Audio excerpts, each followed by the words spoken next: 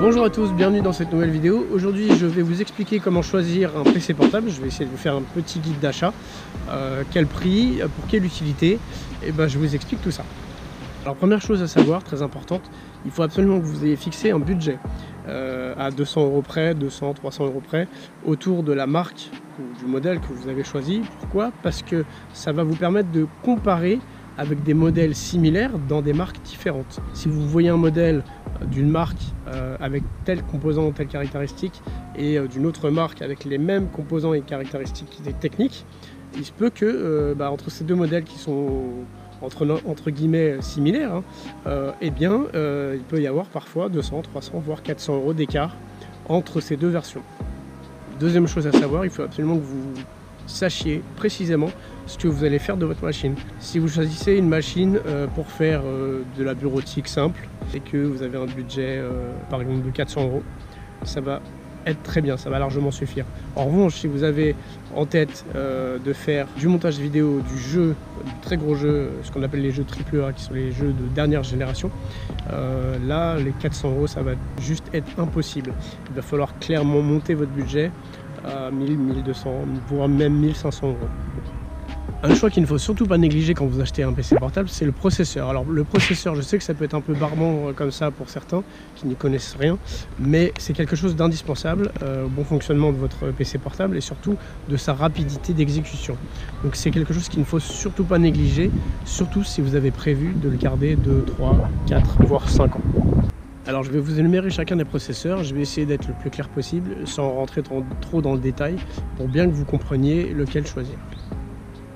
En premier, nous avons l'Intel Atom. Alors l'Intel Atom, je vais reprendre mes notes, il est de préférence utilisé dans les tablettes et les netbooks. Les netbooks, ce sont des petits ordinateurs entre, on va dire, 10 et 13 pouces, grand maximum, avec une excellente autonomie. Ça peut durer la journée, la plupart du temps.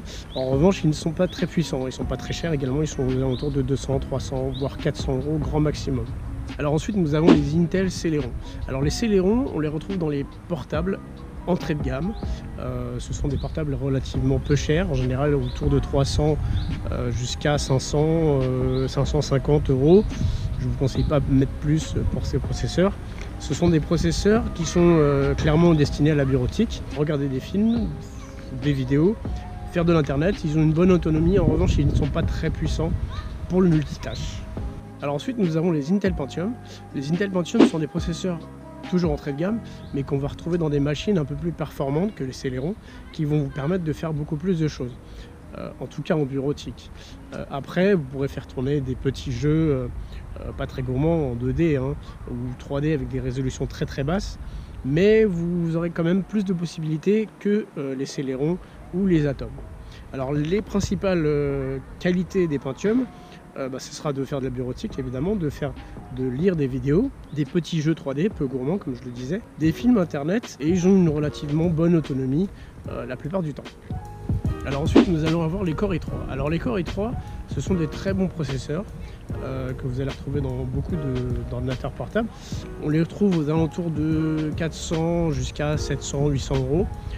Pareil, je vous déconseille de mettre plus de 800 € dans un i3 parce qu'après on a la gamme du dessus qui est clairement plus performante. Mais le Core i3 fait énormément de choses. Alors le Core i3, je vais rentrer un peu dans les détails techniques. Il a 2 cœurs et 4 threads. Alors le cœur, c'est ce qui permet au processeur de gérer le multitâche, comme les Pentium. Les Pentium récents, donc les dernières générations, ont 2 cœurs, mais ils ont des vitesses qui sont plus basses, des vitesses de fonctionnement qui sont beaucoup plus basses que les Core i3. Donc les utilisations ne seront pas les mêmes. Alors maintenant, je vais vous parler des Core i5. Alors les Core i5 sont de très très bons processeurs. Récemment, ils ont eu 2 cœurs de plus, ils sont passés à 4 cœurs 8 threads, contrairement aux années précédentes, 2017-2018, qui n'avaient que 2 cœurs et 4 threads. Maintenant, en 2019, ils ont eu 2 cœurs supplémentaires, ce qui va leur permettre de faire à peu près tout en fait. C'est-à-dire du jeu 3D AAA, donc les dernières générations de jeux 3D, à condition d'avoir évidemment une très bonne carte graphique. Vous allez pouvoir regarder de la vidéo en Ultra HD, faire du montage vidéo sans problème, et de la bureautique, de l'internet, vraiment toutes les tâches que vous faites sur un ordinateur de bureau ou portable. Alors le Core i7, c'est un processeur qui sait tout faire.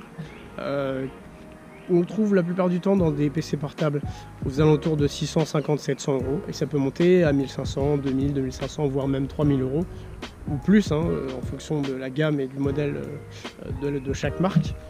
Et évidemment, ce sont des processeurs très performants qui savent tout faire très bien, de la bureautique, ça c'est pas un souci pour lui, des jeux en 3D, il sait lire de la 4K, il sait faire de la modélisation 3D, du montage vidéo dans de très bonnes conditions, des rendus 3D, de la retouche photo. Les gros avantages qu'ils ont par rapport au Core i5, c'est qu'ils ont 2 cœurs de plus, donc on passe de 4 cœurs pour les i5, 4 cœurs 8 threads, et on passe à 6 cœurs 12 threads pour les i7, ce qui font que ce sont des processeurs vraiment très performants pour le multitâche et les calculs et les rendus très importants.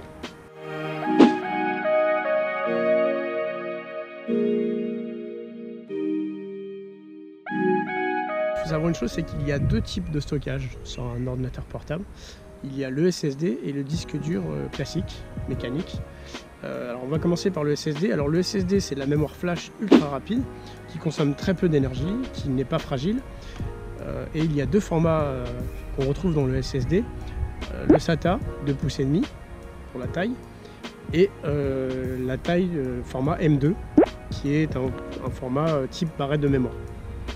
En ce qui concerne les disques durs mécaniques, cette fois, ce qu'on appelle les HDD, donc ce sont des disques mécaniques avec des plateaux et des têtes de lecture qui écrivent et qui lisent les données. Alors ils sont relativement lents en débit, ils sont plutôt bruyants et ils sont assez fragiles. Ils sont pas très chers, ils ont de très grandes capacités de stockage, environ 1 Tera, c'est égal à peu près à 50 € à peu près. Il n'y a pas de limite d'écriture, de cycle en écriture sur un HDD, sur un disque mécanique, contrairement au SSD qui lui a des limites de cycle en écriture dessus et qui est évidemment bien plus cher que le HDD.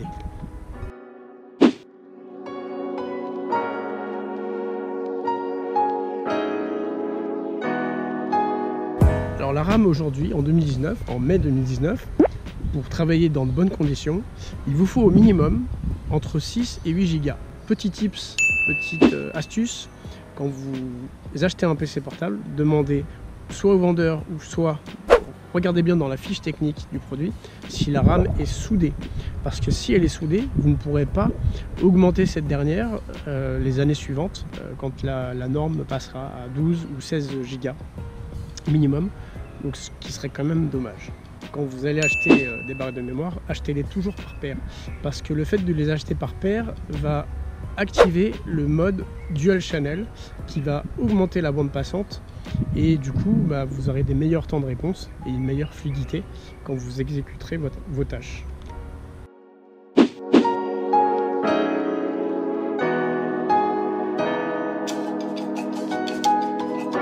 Les cartes graphiques, pour les jeux pas très gourmands, avec des petites résolutions comme le 720, voire le 1080 avec des graphismes très bas, je peux vous conseiller la gamme GeForce MX 110, 130, 150.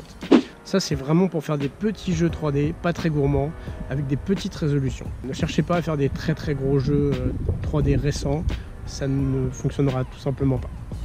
Alors maintenant en ce qui concerne les jeux 3D récents, donc ce qu'on appelle les AAA, je vais rester chez Nvidia. Par contre je ne vais pas vous parler d'AMD, j'aime beaucoup AMD mais c'est pas une marque que je connais suffisamment pour vous en parler, et la plupart du temps dans les PC portables on trouve des cartes graphiques Nvidia, donc on va rester sur de l'Nvidia.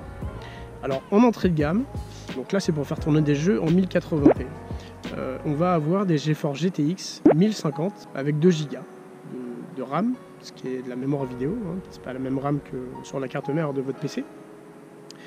Donc ça c'est de l'entrée de gamme. Ensuite, en milieu de gamme, évidemment c'est ce que je recommande, hein. C'est pas ce qui est préconisé, hein. C'est ce que je recommande, que j'ai testé, que je connais. En milieu de gamme, on va avoir la GeForce GTX 1050 Ti qui a 4 Go de RAM, qui est une très bonne carte, plutôt puissante. Il faudra juste peut-être changer les détails graphiques. Je crois qu'on peut rester sur du moyen ou de l'élevé en qualité graphique. Ça passe, normalement ça passe sans problème. Et il y a également la GeForce GTX 1060 en 3 et 6 Go qui sont deux cartes très puissantes également, un peu en cran au-dessus des 1050 Ti, mais globalement on est dans le milieu de gamme. Donc si vous voulez faire tourner tous les derniers jeux en 3D dans des résolutions 1080, ce sont ces deux cartes qu'il vous faudra pour le milieu de gamme. Et ensuite on a le haut de gamme. Alors le haut de gamme, bon, évidemment les prix c'est pas les mêmes, hein. On passe sur de la GTX 1070 avec 8 Go de RAM cette fois-ci. Là c'est une très bonne carte, très puissante, très performante. Vous pourrez faire tourner tous les derniers jeux sans aucun problème, en élevé et en ultra, même dans des résolutions supérieures, 1440, sans aucun souci. Les 1080, 8 Go, les RTX 2060, 6 Go. Et après, bon, les budgets s'envolent, hein. Là, on est dans le très haut de gamme, RTX 2070 et RTX 2080. Mais honnêtement, ces deux dernières, je vous les déconseille. Du moins, je vous les conseille pas tout de suite. Attendez un petit peu que ça baisse parce que les prix sont vraiment très élevés.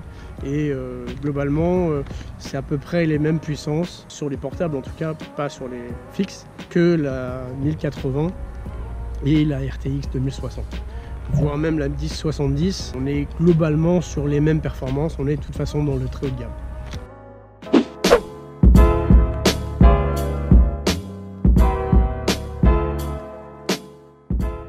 Alors les tailles d'écran, on trouve de tout, mais la plupart du temps, ce que je vous conseille, c'est vraiment de regarder la résolution, parce qu'aujourd'hui on est en 2019, le standard actuel c'est 1080.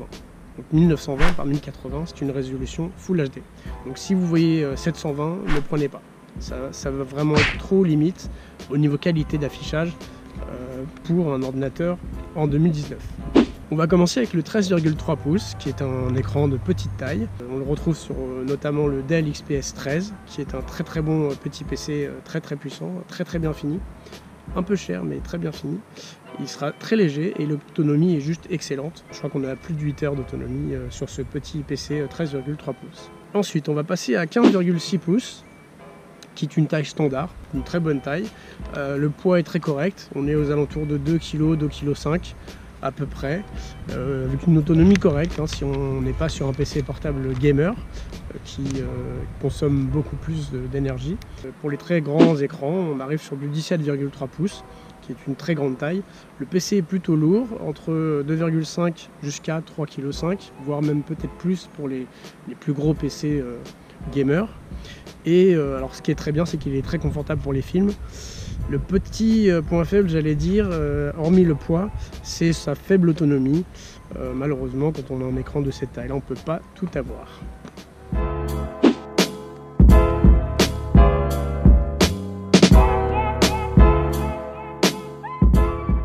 Alors les dalles d'écran, il y en a deux. Il y a les dalles TN et les dalles IPS.